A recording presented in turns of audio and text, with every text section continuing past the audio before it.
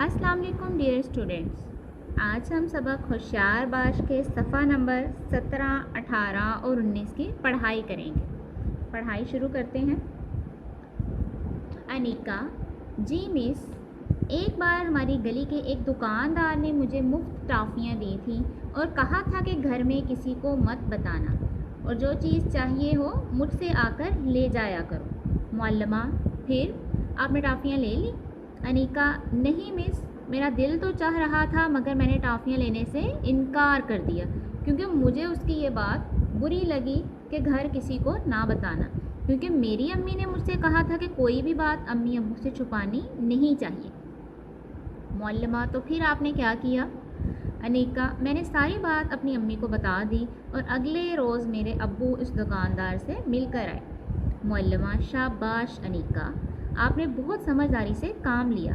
कोई बात कितनी ही मामूली क्यों ना हो उसे अम्मी अब्बू को बताने में कोई हर्ज नहीं। हमें अम्मी अब्बू से कोई बात छुपानी नहीं चाहिए, ख़ास तौर पर वो बात जिसके लिए हमें कोई कहे कि घर में किसी को ना बताना। असद, मगर मिस, हर बात अम्मी अब्बू को नहीं बताई जा सकती। कभी हमसे कोई ऐसा काम हो जाता है जिससे वालिदैन ने मना किया हो। अगर हम वो बता दें तो डांट पड़ सकती है। मुअल्लिमा, अगर हमसे कोई गलती हो जाती है तो हमें बहादुर बनना चाहिए और बात अम्मी अब्बू को बता देनी चाहिए। याद रखें, अम्मी अब्बू से बढ़कर हमारा कोई दोस्त नहीं होता। जब हम अपनी गलती अम्मी अब्बू से छुपाते हैं तो दूसरे इससे फ़ायदा उठाते हैं और इस तरह हम ज़्यादा बड़ी परेशानी में मुब्तला हो सकते हैं। असद, मिस, आप ठीक कह रही हैं। मेरी अम्मी ने मुझे नेट कैफ़े पर जाने से मना किया था। एक बार मैं वहाँ चला गया तो मेरे एक दोस्त ने मुझे देख लिया और कहा, अपने सारे पैसे मुझे दे दो वरना मैं तुम्हारे अब्बू को बता दूँगा कि तुम नेट कैफ़े पर गए थे। फिर मुझे सब पैसे उसे देने पड़े। बाद में मैं सोच रहा था कि इससे तो अच्छा था कि मैं खुद अब्बू को ये बात बता देता। मुअल्लिमा, जी हाँ, समझदारी इसी में थी कि आप अपनी गलती खुद अम्मी अब्बू को बता देते और दूसरों को अपनी कमज़ोरी से फ़ायदा उठाने का मौका ना देते। सोबिया, मिस, इसके अलावा किन बातों का ख्याल रखते हुए हमें ऐसे वाक़यात से बच सकते हैं? मुअल्लिमा, हमें कभी किसी के साथ अकेले नहीं जाना चाहिए। अगर जाना ज़रूरी हो तो जब तक अम्मी अब्बू को बता ना दें या उनकी इजाज़त हासिल ना कर लें उस वक्त तक जाना ठीक नहीं। हमज़ा, मिस, अगर अम्मी अब्बू घर ना हो तो क्या उनके लिए रुका छोड़ सकते हैं, यानी कि ख़त छोड़ सकते हैं या किसी पेज पर लिख के रख सकते हैं कि हम कहाँ जा रहे हैं और कब आएंगे, ये आकर बता दें कि हम कहाँ गए थे? मुअल्लिमा, हरगिज़ नहीं, बिल्कुल नहीं। हो सकता है कि वालिदैन वो रुका बर वक्त यानी कि वक्त पर ना पढ़ें और परेशान हो। अली, अगर हम किसी दोस्त के ज़रिए पैगाम वालिदैन को भिजवा दें तो दुरुस्त है? मुअल्लिमा, हरगिज़ नहीं, ऐसा करना हमाकत होगी यानी कि बेवकूफ़ी होगी।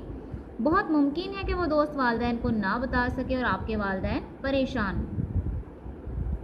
सलमा, मिस, कभी किसी को हमारी मदद की ज़रूरत पड़ सकती है। जैसे एक बार मैं स्कूल वैन के इंतज़ार में खड़ी थी तो एक अंकल ने गाड़ी रोककर मुझसे रास्ता पूछा। मेरे समझाने पर उसे समझ नहीं आया तो उन्होंने मुझे साथ चलने को कहा। मुअल्लिमा, क्या आप उनके साथ चली गई थी?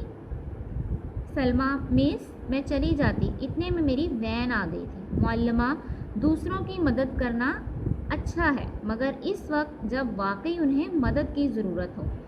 वो अंकल किसी बड़े से भी रास्ता पूछ सकते थे और वो आपको गाड़ी में बैठने को भी कह रहे थे। क्यों?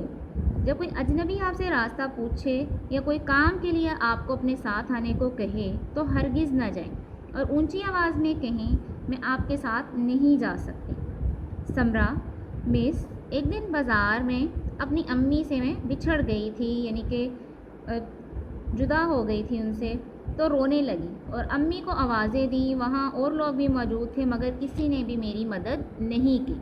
असद, तुम्हें चाहिए था कि भागकर वहाँ चली जाती जहाँ गाड़ी खड़ी थी। समरा, मिस, मैं वहीं जा रही थी मगर मुझे पता ही नहीं चल रहा था कि वो जगह कहाँ है और अम्मी भी नहीं मिल रही थी।